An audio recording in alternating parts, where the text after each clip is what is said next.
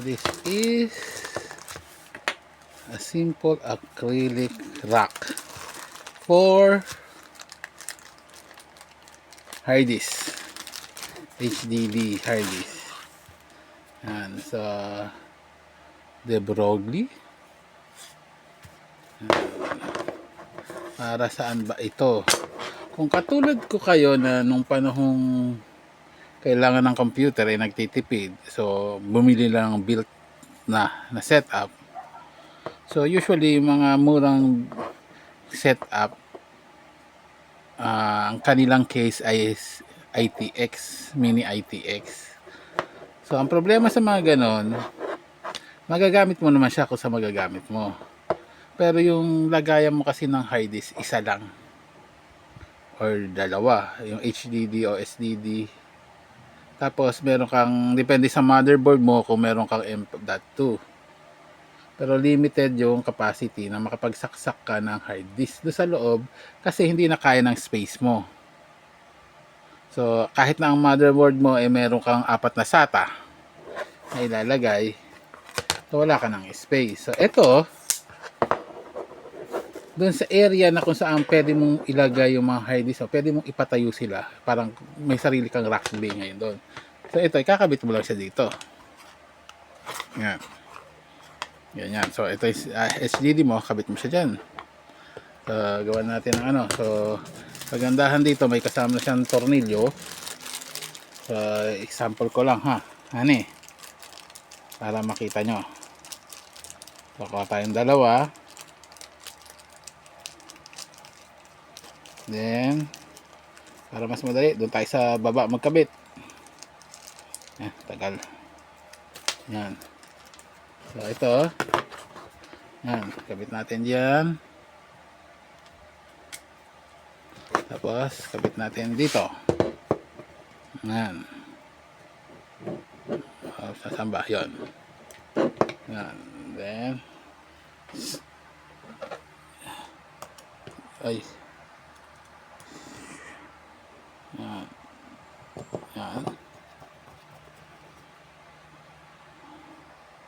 Yan. So, pwedeng pakabilang side. So kung sa kabila ka, abot siguro dito yon. So, kabit lang natin ganyan. Gusto, parang nakalawit yung ano, yung mga pin niya. Para hindi ka mahirapan mag-access. So, ito sa kabila. Okay tayo.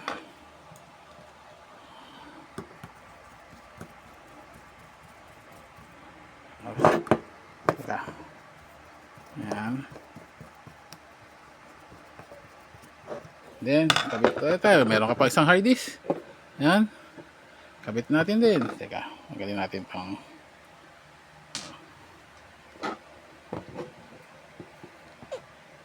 yan. So, kabit din natin ito isa. Saan ba ang kanyang yan? Slot niya.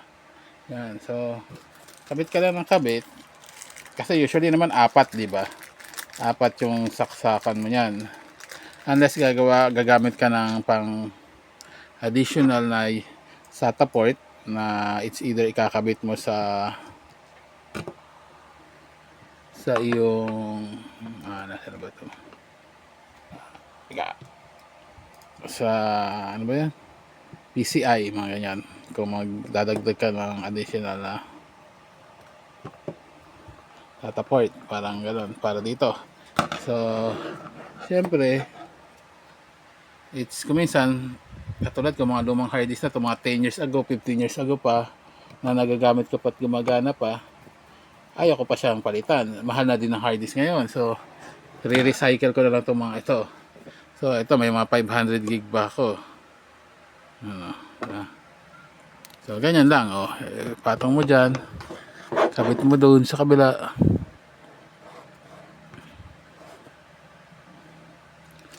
So, ngayon, meron ka ng 4 na hard disk na pwedeng ilagay sa iyong mini ITX.